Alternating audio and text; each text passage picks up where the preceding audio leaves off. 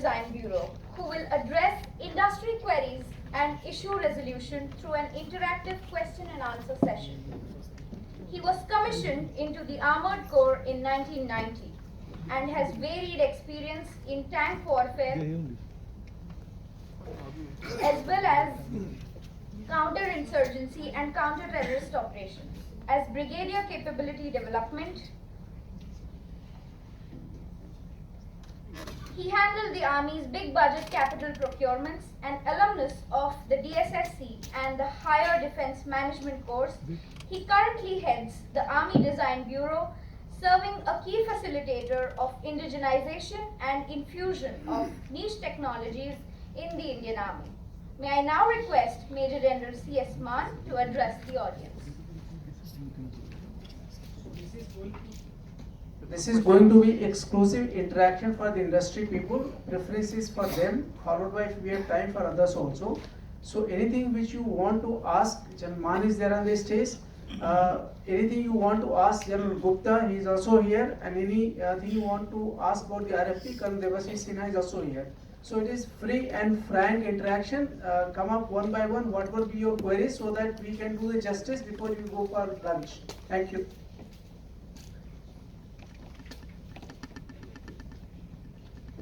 DG Sanjo's veterans, industry partners, ladies and gentlemen, thank you very much.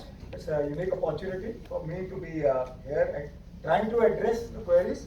And why I'm here is because since I head the Army Design Bureau, which is the interface of the Indian Army with the industry, the R&D organizations, and the academia, so that we're able to induct niche technologies into the Army. So therefore, from that perspective, there's anything, how we handhold the industry, how we can facilitate you in development of products, and they facilitate in its induction, in internal evaluations, trials, and things like that. You're most welcome to raise your questions. I'm Colonel Manik Anand. I was the former head of the Aerospace System Division in MOD. So my question would also, I think, General Gupta. And basically, we've seen 3 presentations since morning. So I have some recommendations and some comments and observation as well. So the first thing is regarding, the procurement process starts from an RFI. But like out of my practical experience in the MOD and the last 5 years with the industry, I've seen the competency mapping at the initial stage is not done properly. So basically, we need to have a detailed feasibility study report. Now the DAB is still in draft. I was told maybe first week July should be out, but I don't really know if these recommendations are going to be taken care of, but maybe through the St. George to DMA and DMA to DOD. So I firmly believe that the RFI, there should be a detailed feasibility format. In fact, when I was in the MOD, we had given to all the headquarters format, which was something if everybody follows, at the starting point, and this we can share with St. George also, then your half of the thing is done, because a lot of times it's been seen that the first study itself is not important, and I heard 5-6 times this morning that study ठीक नहीं हुआ तो procurement process ठीक नहीं होता. So that need should be catered for in DB 26 based on the lessons learned over the last 6 years. Second, General Mann is also, I think, doing something about the NCNC. From the industry, this is a big bugbear, right from a commanding officer to the commands. Manik, NCNC is being covered by him tomorrow in detail. So we will pin that. No, I'm asking a question because he's the one he'll be able to answer because he's doing something about it. He himself is covering NCNC. Okay, then you can do it tomorrow. Then you can do it tomorrow. I'm taking 20 minutes exclusively on NCNC demo versus trial. Oh, that's great. Okay, then you can cover that tomorrow. The third aspect is TPCR. TPCR was supposed to release in 2023. Now released in 25 July. So when we see, look at it. Manik, TPCR also being covered extensively tomorrow. So, the session-based questions, if you relate, it will be better, otherwise the people who are expert in that. But everything is related to what actually we are talking, and I think you should allow this to happen. I mean, you can ask, there's no restriction that way. But point is there is exclusive session for TPCR. If 4 officers are going to speak, so they because it's all interrelated to the things why things are not happening in this thing. The aim is contract hona chahiye or deliver hona chahiye. If you don't want to answer it, you can take it tomorrow. The other issue is guaranteed orders. So now I think DB 26 is going to say, but I think that's the way, as the service headquarters and all, as the ideas, so I think we should tell the MOD that even the existing, maybe जो timeline है इसका, अगर existing contracts का जो timeline जो चल रहे हैं उसके लिए भी अगर हो जाए 5 years का, which is going to come in DB 26 would be good for the industry perspective. But the biggest issue and the observation is that why deep tech is not germinating in India, because there is a issue of the funding models. You can have Aditi, you can have IDEX, okay? You have Aditi 25 crores, and this was talked by the gentleman in the morning on to the left and right. Equity dilution, you know. It's very easy to say 25 crores, Sarkar deri 25 crores, but at what cost? Equity dilution. A lot of startup founders which I'm dealing with, I'm consulting them, they want to go to America to start out. The money is coming from America, so we are actually encouraging. So in fact, I have said to the DevSec also, and DG Sanjay has introduced with the Honorable Raksha Rajamondi, we really need to have a TRL-based innovation funding model right now. Because if we really want deep tech to get in this country, this is not going anywhere. You may say 584 contracts, but how much equipment delivered? Let's see that. You know, and how much just building a prototype is nothing.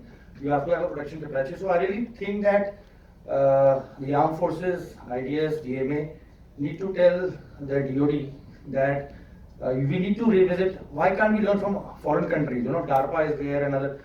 And we have, in fact, in that study, we have given also TV what the other countries are doing. So it's not something, and I know, I'm sure some GFR amendments will have to pay it, but I really feel that if you really want big tech to come, this will happen, because like General Chanan also brought in the morning, the policy is fast paced. You have seen 2020, 2026. It's very happy to see a policy document, but ये ground पे काम नहीं होगा, क्योंकि आपकी जो funding models हैं, investment climate in India and ease of doing business index in India is not. It's nice to have policy leapfrog, very well, but ultimately it's something back on ground. Thank you. I think since you have said that you have already made some recommendations for this, I request you to share that study with us also. We'll examine those, and whatever is best possible, then we'll also try to take them forward. Yeah, thank you. Yeah. Just give opportunity to someone who ask something. Sir, I'm just a single question. Yes, don't worry. We have adequate time. Okay, we'll come back. Please go ahead.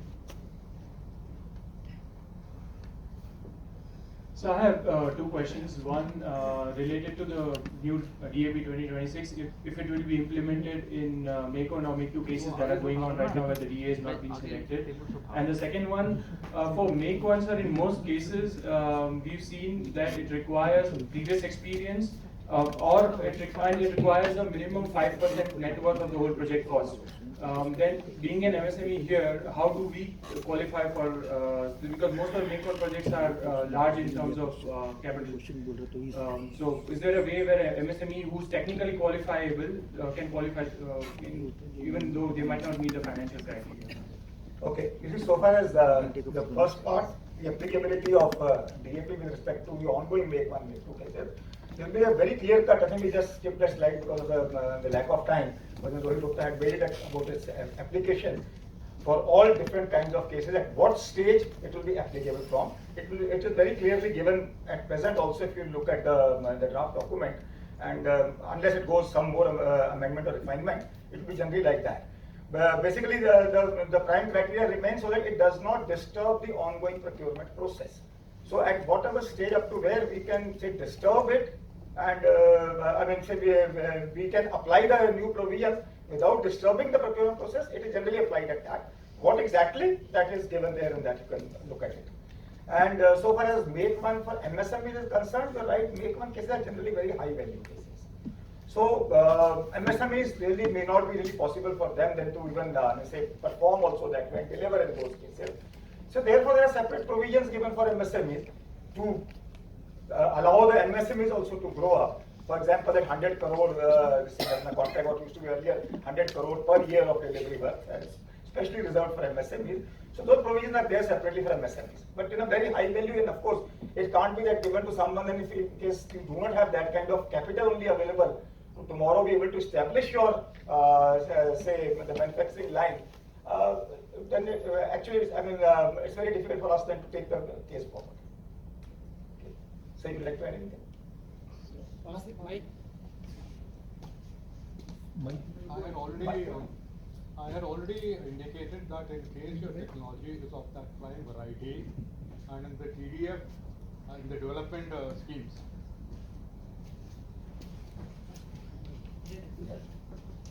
I had already said that in case the technology is of that variety and a product is considered as suitable for upgradation to make one, it certainly can be done so. There are problems in it. The eligibility for the make one for a small vendor, the problems are there, which Mann is very happily specified. In fact, he's at the apex level to decide whether it can be migrated or not.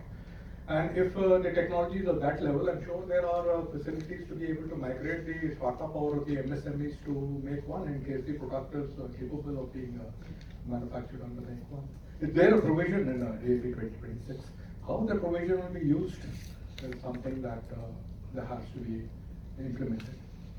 So this provision will be basically for those, let's say we're developing something through IDEX and we find that a particular level has been achieved, but there is larger potential, much more can be achieved, and the developer is also able, I mean, he also has the potential to actually develop it, but there's a larger amount of funding required. Because today we are facing this problem in some of the projects where only 1.5 crore has been given, but actually the requirement is much more and the scope is also much more.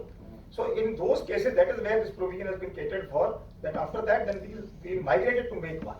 And he will be the first person to be considered in that make one, even when it is thrown open to others. They will surely he'll be one of those two DAs. I think General Gupta mentioned that software is evolving rapidly. Even 2-year-old is becoming obsolete. So is there any special criteria in acquisition procedure specifically for software, which is independent of hardware? It is there. You see, software is not only through capital, it is also through revenue. And I'll say in revenue, the process of software development is very, very flexible. And that is what we are actually utilizing. All our projects, basically for software development, are going through that route primarily. Here in ICT and already for a very large value as a capital project, something like say CIDSS which we are doing. But otherwise, the software development is primarily being taken through revenue, and there are enough amount of financial powers and enough amount of quite flexible provisions also.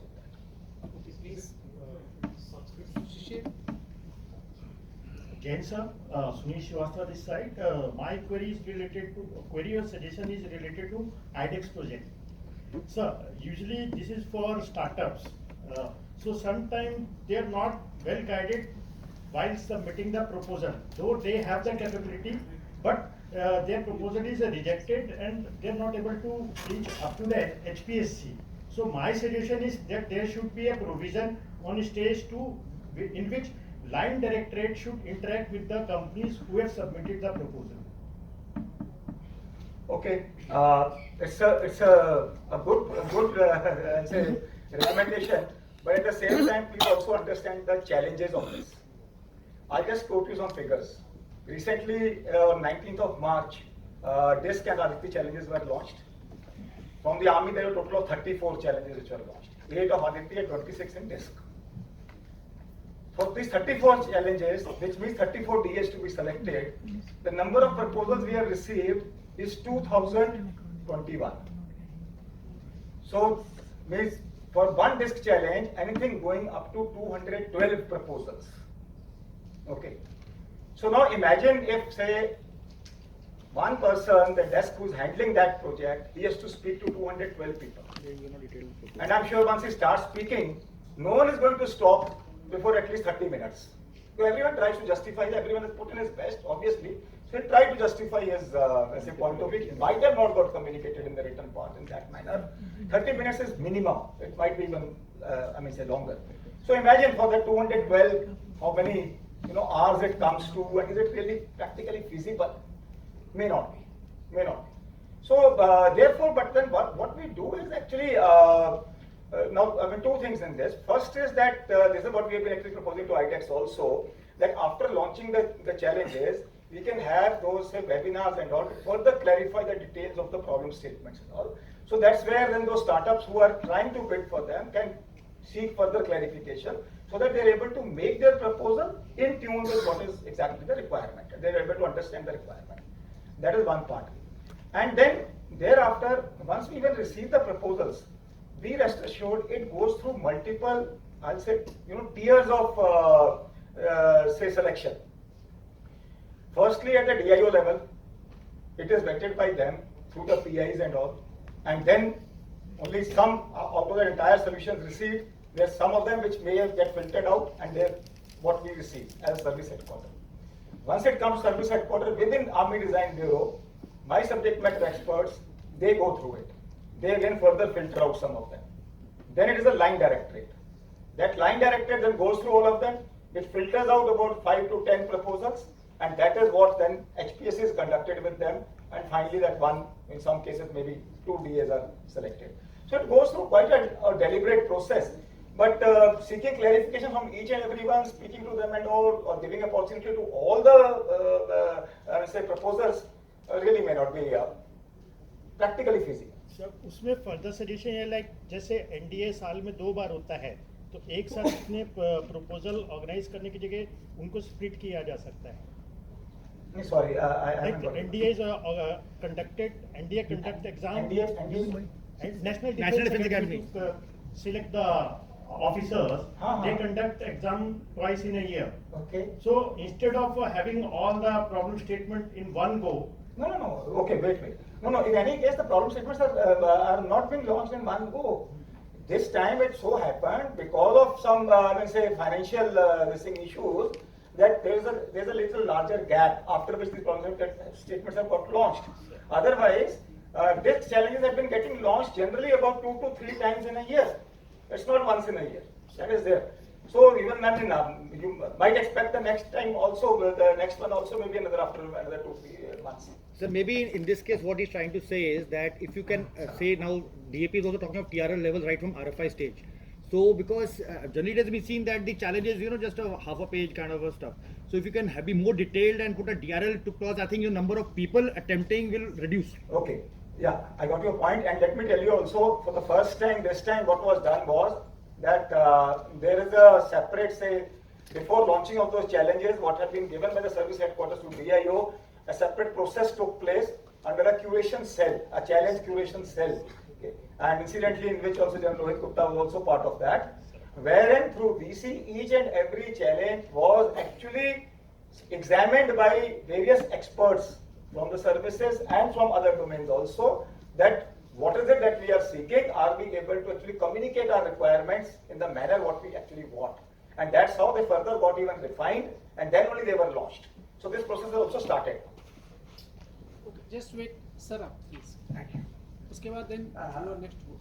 Good afternoon, General Mann. Right, sir. I must compliment you for the wonderful job which ADB has done in terms of creating a innovation ecosystem. Thank you, sir. Sir, I just want to give a few suggestions and I have a question also. One is that, this is a general one, all MSMEs and startups are hard pressed for finance. So what we typically do in financial engineering, what I noticed it was happening in the US earlier also. Because in the US somebody would develop some kind of IP. I actually wanted to visit somebody's factory and he apologized. He said, I don't have a factory, Mr. Kohli. He was a #1 vendor of Northrop Grumman. He had got an award. And he said, no, we just focus on R&D and we get our manufacturing done from outside vendors, on the contract manufacturing.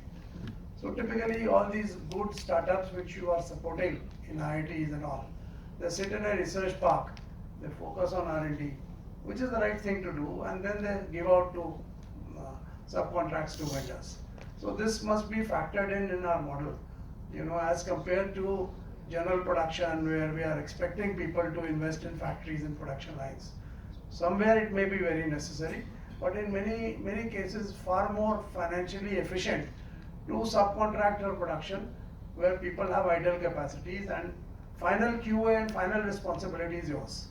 So this is one part. Second part is that Government of India for exporters has come out with a special scheme. This is called a credit guarantee scheme. So there was a general scheme for MSMEs which was up to 10 crores. Now Ministry of Commerce said, look, we will top it up by another 10 crores. So a company which wants to export, they will be able to go up to 20 crores from the bank. bank is, because the risk is taken by the government, so bank is willing to give. So my request is that similar thing needs to be done for defense startups and MSMEs. This will go a long way in getting them working capital. So the third, so the final point is a question. We are now as a startup or a MSME, we have many other windows of financing other than IDEX. It could be the DST fund, the new 1 lakh crore fund. But we still need the handholding and support which you give to a IDEX case. So my request would be that somebody who is not taking funding in under IDEX, maybe taking from various other schemes which are available, they should get the rest of the support. Thank you. Thank you, sir.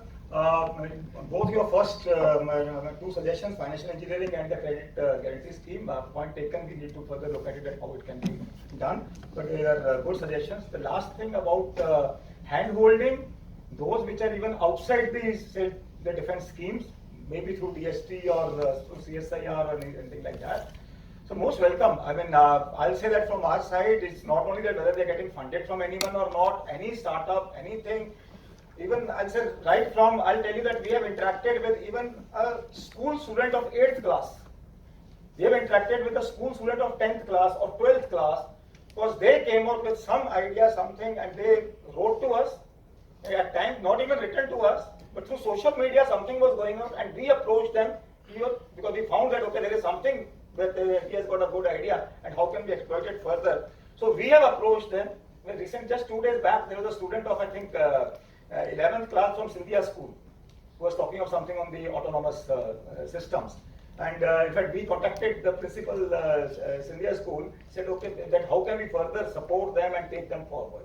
So we are open to it. Anyone can approach us anytime, and whatever kind of hand-holding required in terms of access, you want to go and visit to a location, you want to see the equipment, you want to have an experience of the kind of terrain and all, where it has to operate, or any kind of thing required, please do approach us. We are open to it, and we will support you in whatever best possible manner we can do. Next, please. So, good afternoon, sir. My name is Shivam. I'm currently program manager at Sanyak Space. It's a space and defense-based company.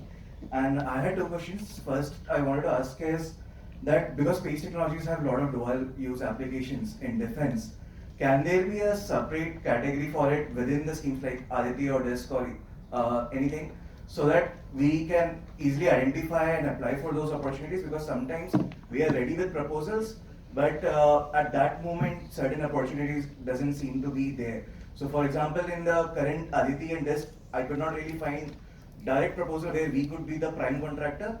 Maybe we could have been, let's say, providing some service to people who are writing those proposals, but not the direct application. So I needed some insights on that, on how can space tech companies can be more involved in such proposals. And sorry, understand. You are asking about that as a service provider to those who are getting the solutions. No, so there are certain problem statements which can be, let's say, enhanced with our services. So let's say if there is a company who wants to be who wants to provide a certain solution to your problem statement, which is not directly applicable to us, but let's say we can give them more precise position navigation and timing service. So we can form a consortium with them. So it's not exactly, let's say, we being the contractor or we directly solving the problem, but just supporting them. Okay. But then there are also problems where we can directly solve, but we don't see it listed in those opportunities sometimes. No, you see, okay, I'll just answer this part firstly. Yeah. Where say you can directly solve it, two methods for you to approach. One is that you respond to those challenges, like the ADG tests which are launched from time to time. The second one is there is also provision of suo motu proposal, which is in IDEX term, it is called an open challenge. And this window always remains open for about 3 to 4 months. They keep it open. The latest one is, I think, Open Challenge 17.0, which has got closed now. And the new window has also been already open. So in that, we received recently in the last 3 months of that window, we have received 354 proposals for the Indian Army only under this open challenge. And when I say open challenge, means each one of the 354 is unique. It's for a different kind of problem, different kind of solution, different kind of equipment, different kind of domain. And that is what again we are evaluating those, and then out of that we go through the similar process of shortlisting and conducting HPSC with some of them. From the last one, out of 246 we had received, therefore 29 cases which we shortlisted, out of them we are conducting HPSCs. For 8 I have already done, another 21 I am doing in these coming 2 weeks. So there is a provision for you. If you have any direct solution available, you have some idea, you have some solution available in your mind, even if it is not launched as a challenge, please submit as an open challenge in IDEX.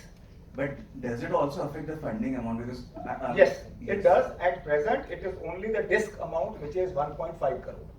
Yeah. It is not more than that. So let's see. I think there are chances of this funding limit also getting increased, since it's been long time when they started with this limit of 1.5 crore. There are chances of increasing this also. So maybe there will be some more increase in that. Jain sir, thank you so much for the opportunity, sir. Last time we discussed, and as you know, we are running an accelerator and building an AIM. So with the Army Design Bureau challenges that has been given, I'm carrying all 7 defense AI challenges. Last time the problem statements that you have given and we worked on it, we had around 39 startup companies who came to the cohort. They actually built the products. They have the prototypes available. But unfortunately, when we write back to give it, defense technology demo day or something, it's always the dates getting changed. That is one thing. Second thing, they have also taken funds from either from banks or the private equity and other sources. So they have to reply back to their investors where they are actually facing challenges. So what I find difficult is, you have done a lot of efforts, and we all are working for the nation as well, whether in uniforms or without uniforms. What is lacking is actually a communication channel. So if that can be drawn with the defense AI, maybe doing a hackathon, and then after doing a defense demo day where you or some of the other delegates can come in, and they can actually do a jury, and from there the procurement can take place. So we can definitely help with a group of investors. There are around 9 or 10 investors who have already joined defense investor sale as well. So why not, sir, create an integrated system, and then we can take it to the next level. So I know it's not too late. We can start it now and maybe look at as a pivot for next 2 years. Okay, thank you. But firstly, the ones which you are saying that 39 people responded to it, is it related to CPDS? Sir, it's ADB, the defense AI challenges, artificial intelligence. So there is a mix of. Is it one of those in the compendium of problem definition statements? Yes, sir. Yeah. 1 to 7, and there is. So you see, in CPDS, I mean, we are not asking for the solution ab initio. Okay. If you please read the guidelines given in that CPDS, we are ready to start even from TRL1 in that. And that is what we are seeking when we are seeking the inputs from everyone as per that format also. We are asking what is your TRL level, how much of funding you want, where you are at present and all that, a timeline and all. And then going through a similar process, what I just now explained, that filtration and all. And then finally identifying one developing agency. Obviously, in those cases, we will give preference to a higher TRL. If it is available, if someone has got it. And if the solution is also equally good, as much as someone with the lower TRL. So then that's how we select and we go ahead. So my point is that what you're saying that you spent money just based on the CPDS. I will recommend that please don't spend the money. First you submit your proposals, let it go through the process. If it gets selected, in any case, then in the funding, whatever best possible out of the route, depending on you are in what category, whether as an academia or a startup or MSME and all, then we identify through one of these routes only available, and then we guide you accordingly and we'll take you through those routes and give you that funding also.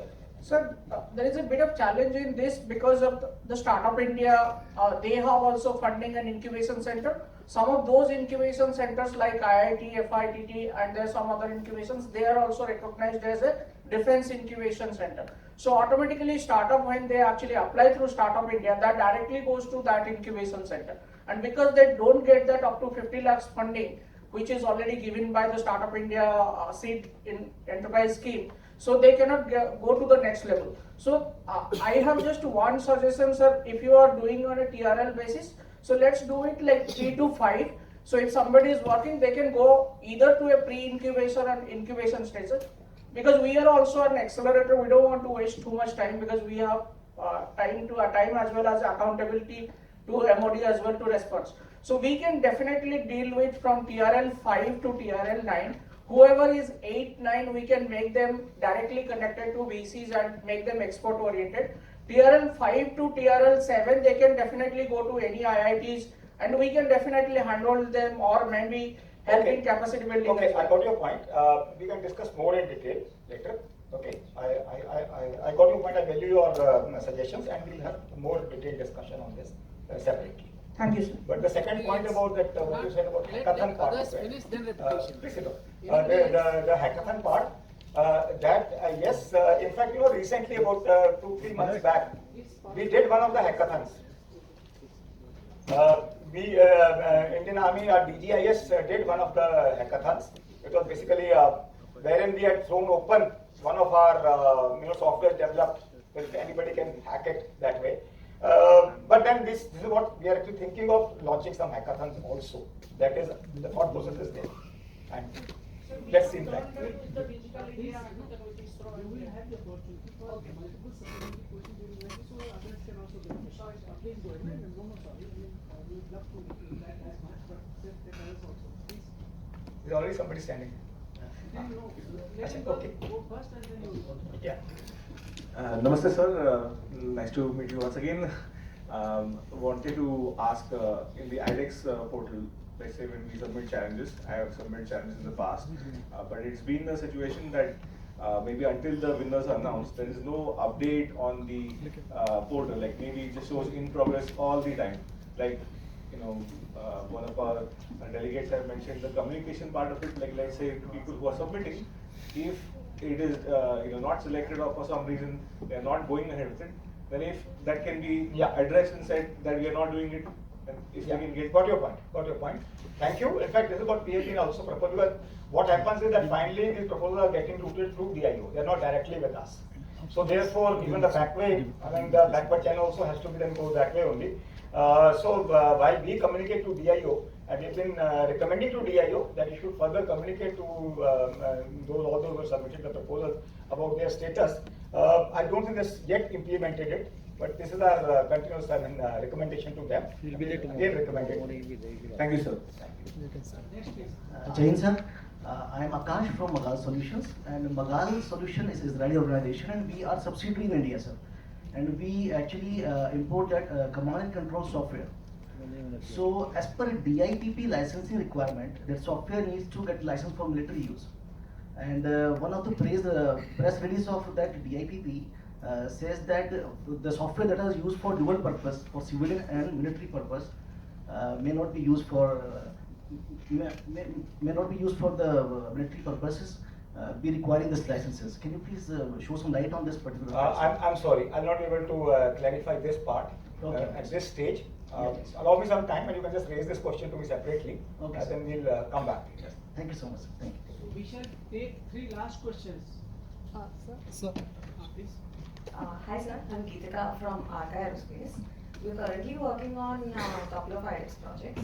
In one of them, so we are 3 years into this one particular project, and we are at the milestone 4 stage, and there has been a change in the terms and conditions. There has been a change which is affecting because we raised funding basis the project. So how do we navigate through this, because we did not see this coming? And generally we do not resort to changes, but if that change is there, you can discuss with me separately exactly which project. It's of the Indian Army? No, sir. Okay, then sorry. And we will have to discuss with them only, because that's what I'm wondering. That I'm aware of only one project where little bit of, because of the operational requirements like that. But then there we are again looking at that how more amount of funding can also be done for that. But post-lunch, the first session will be naval officer from indigenization. So you can raise your query there. Sure. Definitely. Thank you. Anyone else from their side? Anyone who has not spoken? Last 2 people. Okay, so none, so sir, you take the chance of repeating. Let us just mic. Sir, thank you for giving me one more chance. This is more a question for General Gupta in the DAP 2026. So you mentioned raising the Indian content from 30 to 60%. And is there any particular time frame in which you expect it? And if you are spreading the order over a longer period, it gives Indian industry more time to indigenize. So I just want to share with you, I started my career in semiconductors. So no manufacturing or test equipment of semiconductors manufactured in India. So what we used to do, and at that time the duties were also very high. So we set up a special cell, like you have the Directorate of Indigenization, where anything we imported, we started doing reverse engineering on that. And sometimes we'll improve on that also. I think like you have done for IDEX, IDEX is more innovation oriented. But in the Directorate of Indigenization, if we get hold of imported equipment and we reverse engineer and improve on it, that should also have a linkage with order like you have provided in IDEX. Okay, that would go a long way in helping the defense services to reduce their imports. So I'll answer the second part. The first part also I can answer, but the second part is about reverse engineering. Firstly, even in IDEX we have launched some challenges where we are going in for the indigenization of equipment. Without calling it reverse engineering, but it is there. And otherwise, in fact, I'll request anyone who got any ideas of reverse engineering of any of our equipment, its component, assembly, anything, most welcome. Please do approach us. But before approaching us, just go through this region portal. So that itself lists out good about, if you open it today, good about more than 50,000 items on it. Where right from say a small washer or a nut to say a water pump or a starter generator or things like that, which are listed on it. You can first see that list, and it is something out of that. And in fact, if it is some good equipment as such, which you are ready for the reverse engineering, you have that capability, please do approach us. We are looking for those opportunities. We have ourselves identified some of them. We are again going to be launching them through various routes. We'll see that how we get them actually reverse engineered. The first part, so shall I answer it? Or you like you? I'll request you. No, the first part of you said is that during trials like 30%, thereafter what is required is 60% in the overall total. So like what Jan Gupta also gave the example that maybe at the end, the final delivery, it may be amounting to even 80% indigenous content. But over the entire, let's say that quantity, while you would have started from 30, 35, 40, 45, but when distributed over the entire quantity, the average should come to 60% within that delivery period. And that's why the indigenization plan is also a mandatory requirement to be given in that. So that it is actually, that means you have gone through, you have worked it out, and the feasibility of the indigenization plan is also vetted. Sir, if I may add on to the part of the reverse engineering, we are calling it competitive analysis. Yeah. And we have come out with a booklet on the guidelines which has been shared with the 3 services as well. I am part of headquarter IDS and I am in the indigenization directorate there. So we have formulated this particular booklet and we have given it to the service headquarter also, which enables them and strengthens them to carry out this aspect of the reverse engineering. So we shall close the question and answers at this stage. Thank you, sir.